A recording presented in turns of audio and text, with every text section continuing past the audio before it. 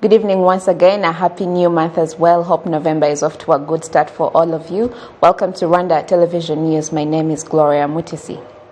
1 week after Archbishop Antoine Kambanda was appointed to become a cardinal, His Excellency Paul Kagame has wished him all the best. This has coincided with All Saints' Day. As Stationery reports, the 62-year-old Archbishop Antoine Kambanda was one of the 13 cardinals appointed last week by the Pope, and the ordination ceremony will take place on the 28th of this month of November. The message comes from the President exactly 1 week after the appointment and reads as follows. Cardinal Antoine Kambanda, Rwanda is both proud and happy about the new appointment given to you by the head of the Catholic Church globally, His Holiness Pope Francis, who made you a cardinal. In my name and on behalf of all Rwandans, we wish you all the best in your new responsibilities as the first Rwandan cardinal in history. The crown that has been placed on your head is a source of pride for you and the Catholic Church and is very valuable to all Rwandans and the country. The fact that you have been appointed to be a cardinal just 2 years after you became the Archbishop of Kigali is an indication of the gift you have when it comes to doing God's work. It is also an indication of just how much the Catholic Church has progressed in Rwanda, 120 years after it first arrived.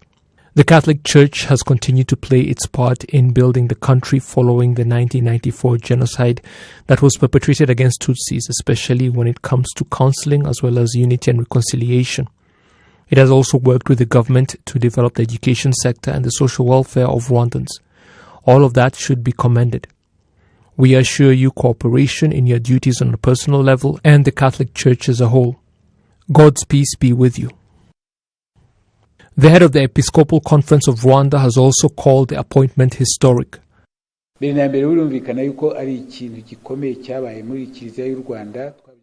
It is obviously a very important development for the Catholic Church in Rwanda, and we were overjoyed to hear the news and respect the Pope's selection. As you know, he is the head of the Catholic Church, and he chose one of us, a person we have been working closely with. Papa warebye agatora umwe muri twe twari dusanzwe dukorana. President Paul Kagame's visit to Rome in 2017 was seen as a new chapter in Rwanda's relations with the Catholic Church, and Cardinal Kambanda noted this a few hours after his appointment. It's also part of it because a country which is organized, which has security and facilitates the work of evangelization and the work of the Church, and in good relations with the Church, with the Pope, with the Vatican. This is also part of it. But there is another part which is the spiritual part and the pastoral part. That is the Christians, the faith of the Christians, the work of the Church in evangelization. And I think it is a recognition and appreciation of the pastoral work that we do. Rwanda has suffered a lot in this journey of reconciliation and rebuilding itself. The Church also rebuilding itself. We are very grateful to the Holy Father who recognizes the efforts that we do together, hand in hand also with the state. The message of the Catholic Church by this appointment during these times also reflects its commitment to seeing Rwanda develop and prosper despite a difficult past. The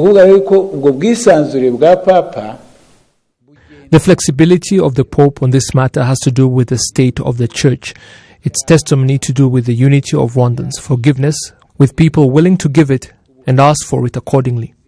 This is something we have been calling for the last 26 years since the end of the genocide.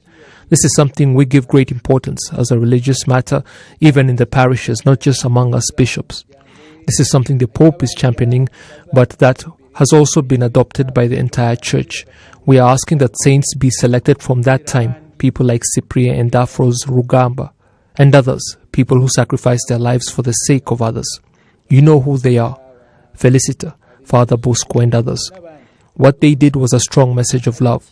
Regardless, only the Pope can appoint a cardinal.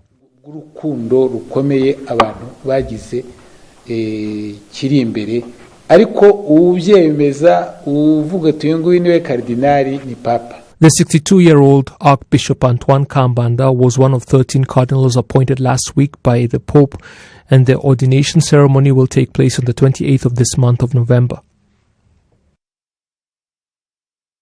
Now, with more than 3,000 teachers saying they are surprised to not find themselves on the list of those who have been given teaching positions in various schools from among more than 7,000 teachers who had passed the exams, the Rwanda Education Board says this will be addressed soon because the ones that were selected this time are for the first round.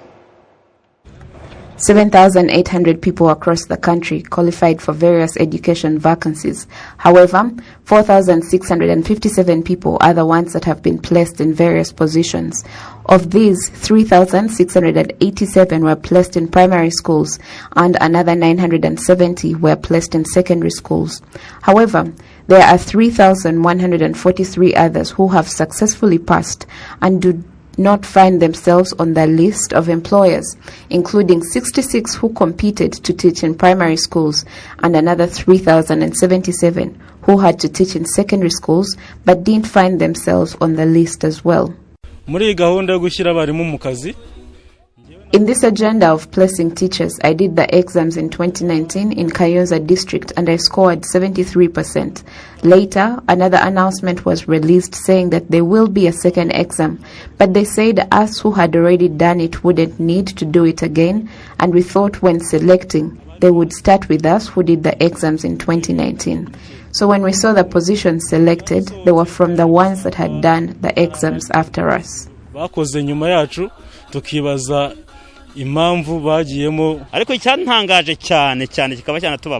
But what hurt us is that there are some districts where, for instance, you will find someone who scored 70% and was employed, and in another district where one scored 98% and has not gotten the job, and yet we thought they would consider those that had scored the highest. But to our surprise, it wasn't that way.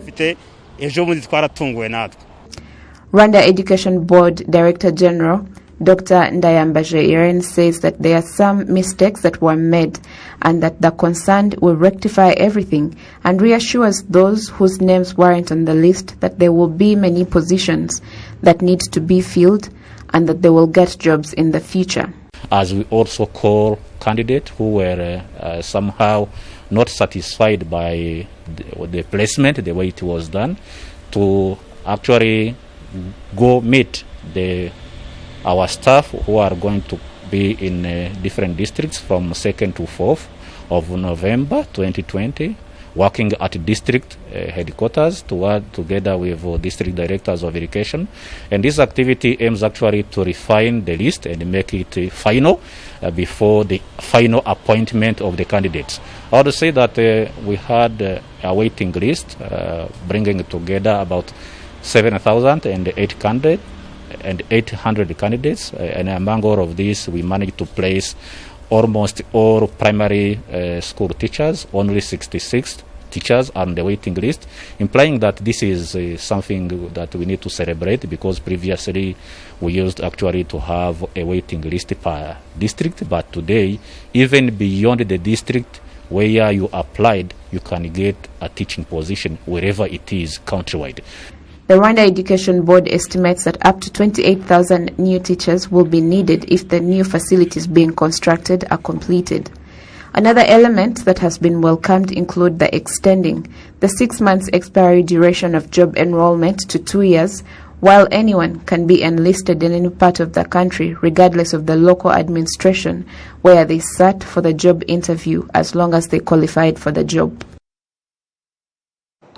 Officials from the Rwanda's Ministry of Health have again warned people who refuse to provide information on the location of bodies of genocide victims, saying that day will come when they are held legally and accountable for not doing so. This comes as 150 bodies found in Nyarugenge district here in Kigali were given a decent burial. Seishnore has more.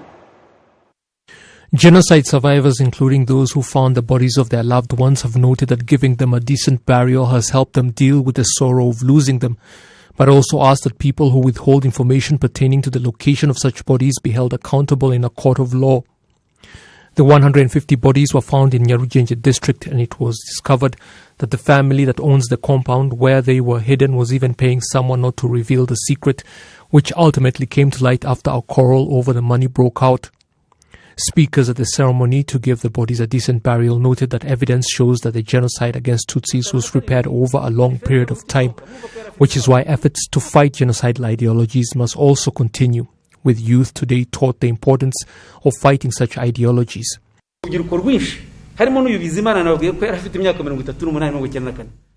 Many young people, including Bizimana, who was 38 years old in 1994, like I told you, were very young when the Hutu Manifesto was published in 1957. He was just a 1-year-old. He grew up being taught that hate, and it led him to killings of this magnitude. He himself has admitted as such.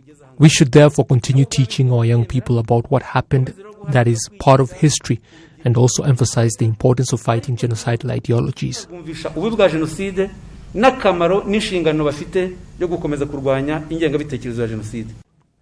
Government officials present who addressed those gathered, like the Minister of Local Government, Professor Anastase Shaka, urged people to provide information about the locations of the bodies of genocide victims, pointing out that not doing so is a sign of a person harboring genocidal ideologies, and also promised continued support for genocide survivors and the challenges they face. The Minister of Justice, who is also the country's Attorney General, Johnson Businje, warned those who continue to withhold information necessary to locate the bodies of genocide victims so that they can be given a decent burial, saying when they are discovered, they will have to explain themselves before a judge. The Genocide Survivors Umbrella Organization, Ibuka, has noted that there are even those who have given misleading information on purpose when efforts to uncover bodies were underway, and they have since been prosecuted for their actions, which has helped to establish clear-cut channels on how such information is to be provided to avoid such occurrences in the future. A small correction, it's the Ministry of Justice, not the Ministry of Health, as I mentioned in the just concluded story. My apologies. Moving on, residents of Nyaruguru and Huye districts who came first in the implementation of the performance contracts, commonly known as Imihigo, say that their cooperation with the administration in finding solutions to some of the problems that were detrimental to their livelihood is one of the reasons why they are at the forefront of performance contracts. For 3 days now, the people of Nyaruguru district have been celebrating after they came first in the 2019-2020 performance contracts. However, many believe that based on the history of the district, it has come as a surprise to them. We didn't know that we would once be in that position, considering we would always be among the last positions. Activities such as agriculture, housing for the poor and their well-being, access to water and electricity for the community, and other efforts taken by the districts are what the community believes has changed their lives. We didn't have electricity, we didn't have infrastructure or even water, but now it's all well. We have cattle that produce milk, we get fertilizers and we cultivate. As farmers, we had wished for this marshland to be worked on. Our leaders took it upon themselves, and it was worked on. We even got jobs and developed ourselves. In the 2017-2018 performance contracts, Nyaruguru came in the 24th position, and according to research through the 5th Integrated Household Living Survey, the National Institute of Statistics of Rwanda, Nyaruguru district came second after Nyamasheke. Nyaruguru was also often a target of insurgent attacks in sectors surrounding Nyungwe National Park. Habitajeko Francois, the district mayor, says that in the past, Nyaruguru district lagged behind due to conflicts between district leaders, which led to a lack of cooperation that hindered community development. The mayor confirms that working together and prioritizing the interests of the community is the secret they have used this year to achieve their commitments to the performance contracts. If you follow the history of our district, there was a lot of chaos, even lagging behind in the uplifting of residents from poverty. It was because of focusing on what was not important. But when we shifted perspective and said, let's all have the same vision and put the livelihoods of residents first, all that changed. The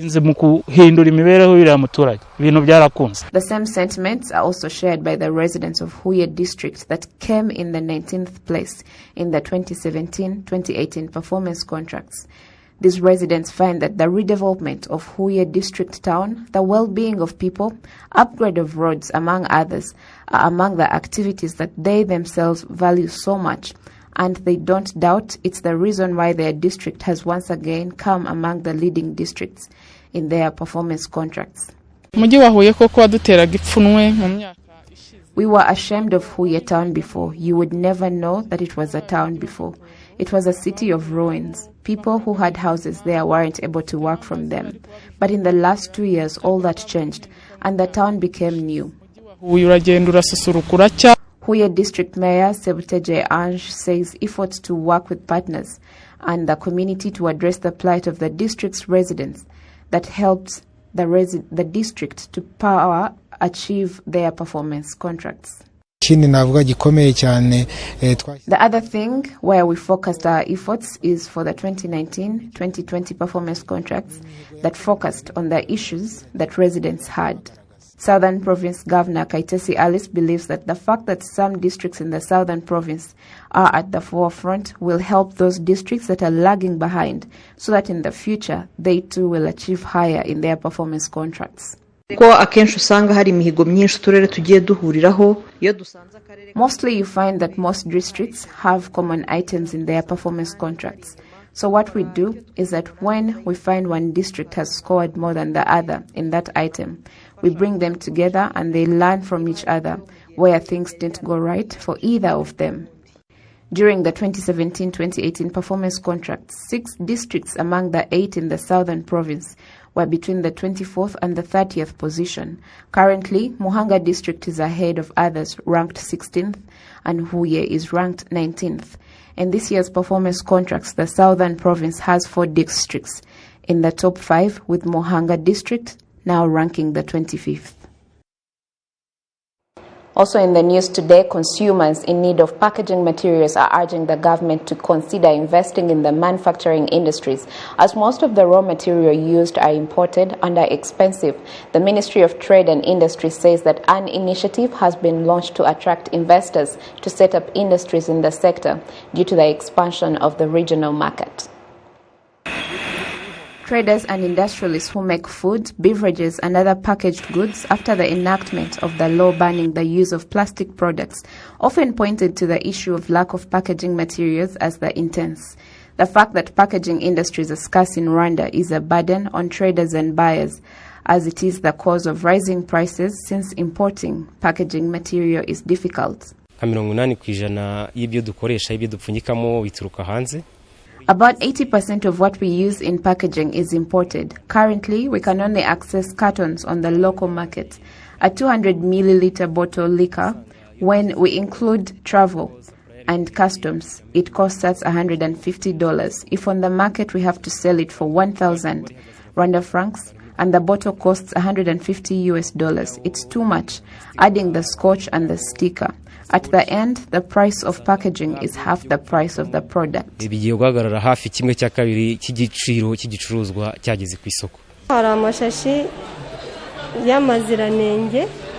Here are plastic bags of high quality which we use for packaging, but sometimes they are not available. What we want is for us to find a replacement of these bags that come at a lower price, so that they do not interfere with traders and buyers, which in turn increases the price. What traders and buyers have in common is that packaging industries should be set up in Rwanda. If the government can intervene and help domestic industries, it would be better and cheaper. Non-performance in the country is a matter of capacity. The thing to do is to have a bottle or a packaging factory in Rwanda. There are some investors who had tried to get to the way of solving the problem of packaging, but what they are doing compared to what is needed in the Rwandan market is still very small due to some of the challenges they face, as Brian Ngarambe, the CEO of Bonus Industries Limited, explains. ariko ijya kubisanga byose ahenshi tubivana hanze karangi duhura nazo cyane cyane. Most of the raw materials are imported. The other issue is the high cost of electricity. The other problem is exchange, because we purchase the raw material in dollars and sell the products in the local currency. Another big problem was the knowledge. But now we've taught the Rwandans in IPRCs. Now we have no foreigners in the industry. The Director of Industry Development Unit, Mugwiza Telesfo, says the biggest obstacle was that investors had not had their interest in Rwanda, but the process of attracting them had begun.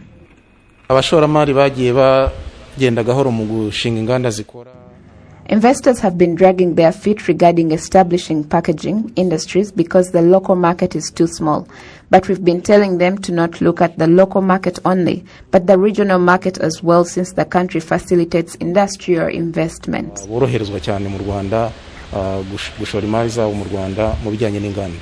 Rwanda, there are 10 packaging factories, 3 packaging plastics and 3 bags of agricultural products. From the Ministry of Health today, Rwanda registered 9 people that tested positive for the coronavirus. Among the 1,443 tests that were conducted today, 42 new recoveries were also registered in the last 24 hours, and active cases are currently 190. From the identified cases today, 3 are from Kigali, 5 from Nyagatare, and 1 from Rubavu district.